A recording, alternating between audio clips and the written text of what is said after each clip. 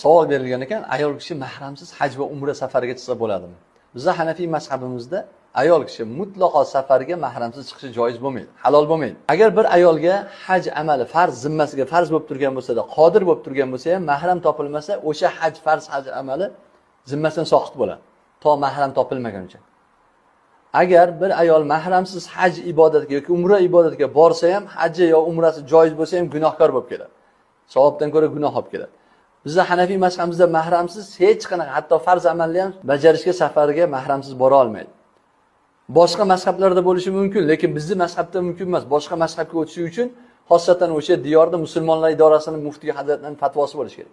Bugungi kunda O'zbekiston musulmonlar idorasidan haj bo'lsin, umra bo'lsin, mutlaqo safarga ayol kishi mahramsiz borishiga hech qanaqa fatvo yo'q. Vallohu a'lam. Bizni kuzatib boringlar, keyingi darslarda mahramlik shartlari haqida gapirib o'tamiz inshaalloh.